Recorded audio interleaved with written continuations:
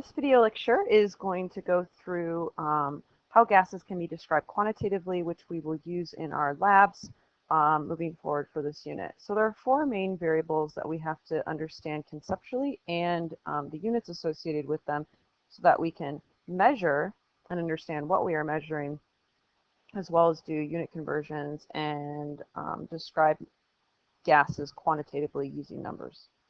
So gases can be described with four main variables. The first one being pressure, then volume, temperature, and amount.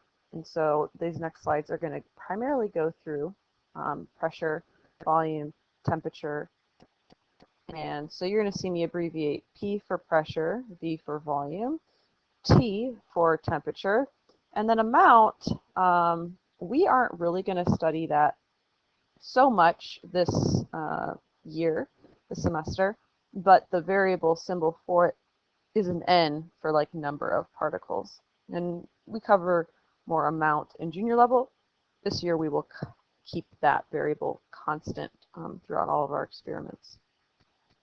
So I like to use an analogy of a billiard ball or pool table for understanding gases and just trying to relate the variables to them.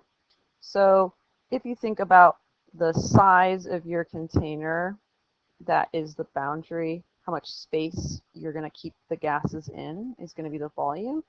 And when we measure volume, we need to think about, is our container flexible or is it rigid?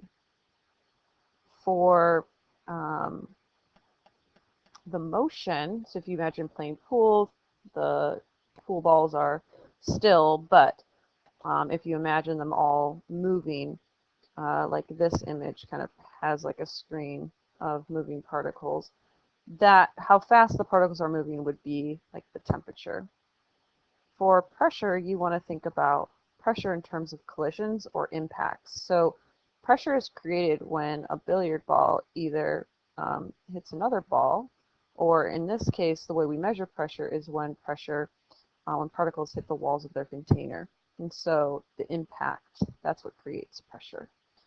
And then how many billiard balls are there?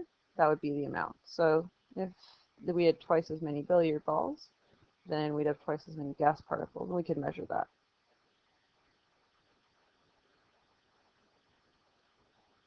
The most important and probably the variable that students have the most difficult with understanding conceptually is pressure. So the definition of pressure is that pressure, like I said in the last slide, is created when molecules are hitting the walls of their container. And then you have to have some kind of device that can measure how often and with how much force those particles are colliding. It is certainly dependent on how many particles you have. It is also dependent on how fast the particles are moving and how big of a container you have. So the particles can be moving really fast, but it's a really big container, then it's going to take them a while to go from side to side. Pressure is something that has been studied a lot, and it has a lot of units associated with it. Just like length has a lot of units, it's kind of dependent on what equipment you're using, you know, whether you measure in inches, centimeters, yards, or miles. So though for pressure, it has a lot of units historically because there were different pieces of equipment that used to measure it. So to standardize pressure, the atmospheric pressure, we just say, okay, Earth's standard pressure is 1, and then all of the other units are compared to that with their measuring devices. So 1 atmosphere pressure is the average air pressure at sea level. The most common one used today is kilopascals, kPa. That is the SI unit for pressure. And the conversion factor to go from atmospheres to kilopascals, so in 1 atmosphere, that would be equivalent to 101.3 kilopascals in 1 atmosphere. So we could convert, like if we had 2 atmospheres of pressure, we could convert that into kilopascals. So that's our SI unit for pressure. Now, you guys live in America, and so if you're listening to the news, they would talk about barometric pressure, and when they talk about barometric pressure, they put it in units of inches of mercury. So the conversion factor there is 29.92 inches of mercury is equivalent to 1 atmosphere. This is used just in the US. Pounds per square inch is also mostly a US unit, but it is used in industry across the world, and it's probably the most common unit of pressure you're familiar with. If you've ever pumped gas into a tire, bike tire, car tire, it'll say fill this bike tire to 20 psi or this car tire to 30 psi. And so 1 atmosphere pressure would be 14.7, which is why you'd need to fill up your car or bike tire above atmospheric pressure so that there's a greater pressure inside your tires. Now, all of these units are equivalent to each other, and so um, you need to be familiar with all of these. I will give them to you on any test, but if you're referring, you need them in your notes so you can refer to them for homeworks and lab components, but you can convert from any of these units to the other. 1 atmosphere is equivalent to 101.3 kilopascals, which is equivalent to 29.92 inches of mercury, which is equivalent to 14.7 psi. And there are other units for pressure, but these are the 4 most common types that you will encounter. So just to show you a conversion factor problem or two, so that you're aware of how to do this, since this is a skill we need for this unit. So this first problem says I have 125.0 kilopascals, and I want to know how much is that in psi. So whenever I'm doing a unit conversion, I'm always going to write the unit that I'm starting in, set up a proportion, put the unit that I want to cancel in the bottom of that proportion, and I'm going to put the unit I want to go to on top. And because I can go from kilopascals to atmospheres, I could go to inches of mercury, I could go to psi. They're all equivalent to one another, so you can convert from any one to any other. I can go directly to psi. And then I'm going to put in the conversion factors. So in 101.3 kilopascals, there would be 14.7 psi.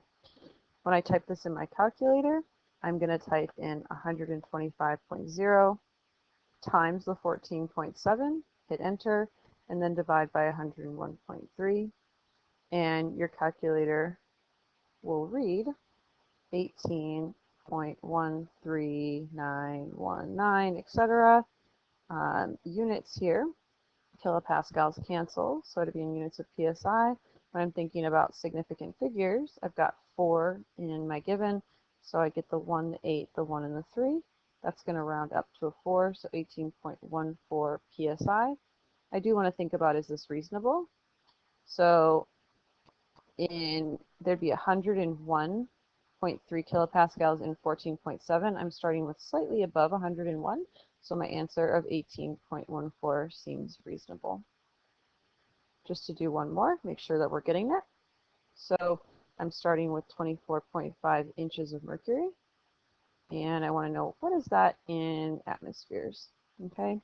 And so I'm going to put inches of mercury down here, and I'm going to put atmospheres up top. And I'm going to fill in my conversion factor, which it says in 1 atmosphere, there's 29.92 inches of mercury. So I'm going to put my 29.92 down here. And then I'm going to take my 24.5 divided by the 29.92. And we're going to get 0.819. That's rounded with sig figs, units of atmospheres. This should seem reasonable, since you'd have to have 29.92 inches to have 1 atmosphere. We're slightly under that, so our pressure should be slightly under atmospheric pressure. The next variable that we need to quantify is volume, and understand what units are used when measuring volume with gases. So volume, when we're studying gases, is the amount of space a gas takes up in which a gas is enclosed. When we're doing mathematical problems, it's going to be important to think about, is the container, the gas is contained, is it fixed? Is it rigid? Is it kind of like a aerosol can spray, a pop can, or is it flexible, like a balloon? And or does it have the ability to get bigger? Does it kind of have a flexible container where the gas can be easily compressed or expanded? And because that's going to matter later when we're doing when we're studying gases and looking at gas relationships between these variables.